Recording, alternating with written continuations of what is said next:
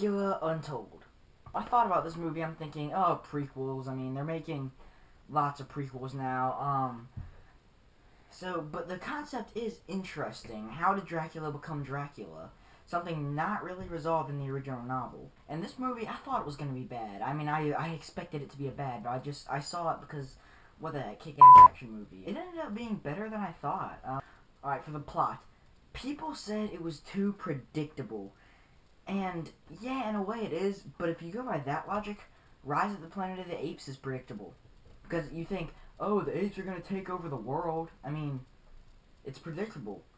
No, it's not about that. It's about how the apes take over the world. And this is about how he turns. And I did not know in the original novel, or stories or whatever, that Vlad the Impaler was supposed to be Dracula. I saw this and I'm like, that's an interesting idea. I like when a historical figure, like, is someone else, like, now in present times, like, the 39 Clues books, how they were all Cahills, a bunch of historical, people were. That was cool. And I do like the idea of an invasion, like, war, being part of how he turns, and was there ever really a Turkish war? Like, were Turks ever really powerful? I don't know that history very well. I also like the idea, 3-day waiting period until you become a vampire. Completely. Alright, so let's get into the characters. Dracula. I loved Luke Evans in the role. The dude, I mean, after being Aramis and Bard, I mean, the dude's working as well up there to fame. And this may not have been the best movie ever, might not have been as good as The Hobbit, and I guess it was about the same as the Three Musketeers remake. But he did a really good job.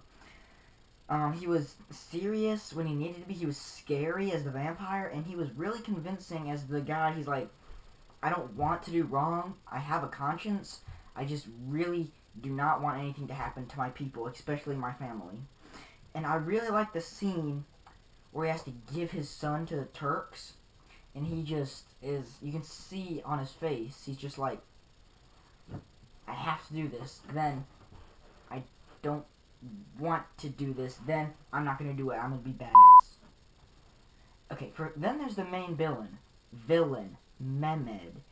Like, yeah, Mehmed. I'm just like, what? And I cannot unsee Dominic Cooper as Howard Stark. I can't unsee that. I can't. He was just such a good. I mean, he was as good as Robert Downey Jr. in my opinion. Just Dominic Cooper, Howard Stark equals Robert Downey Jr. Tony Stark. Like, I can tell they're father and son, they're related. Unlike the guy that they had played Howard Stark in Iron Man 2. Just, no, I couldn't see him, but Dominic Cooper was awesome. He actually did pretty good as this, though. I mean, I don't know what was up with his eyes. He had, like, what's it called? Some type of makeup on his eyes or something. He was a jerk when he needed to be, and he did well. I mean, you could tell he was smart, you could tell he knew Vlad, and you could also tell he was evil, and he was just a jerk. I mean, he was just the governor of the Dracula universe, just a jerk. Then there's the Morena, who's Vlad's wife. She's a bland and a plot piece character. I mean, all she is just a bland plot piece. That's just, she was mostly there to drive Vlad to becoming the vampire. That's just what she was there for. And she and Luke Evans had pretty good chemistry, but it was pretty wasted. It was just not a good character on her. Then there's the son, like Ingris or Ingreus. He was just another bland plot piece. I mean, he was there to give another reason for Vlad to become a vampire. He was there to have Vlad have something to protect. The kid was good in the role, the kid from Game of Thrones. That's just, yeah. Then there's the Master. Yes, I'm calling him the Master. He was basically the Master. All I can see when I think about the character is this.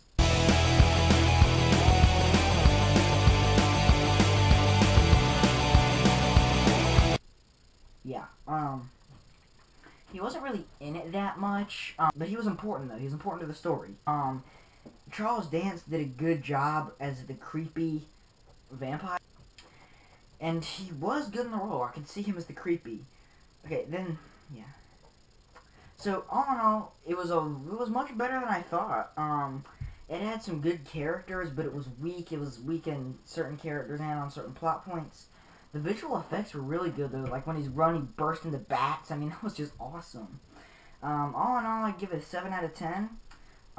Just good effort, but just poor execution. So be sure to subscribe if you want more videos. Blah blah blah. I need to pick up my videos. I've just been busy. I've started high school and yeah. So yeah, I've been busy and all. So bye.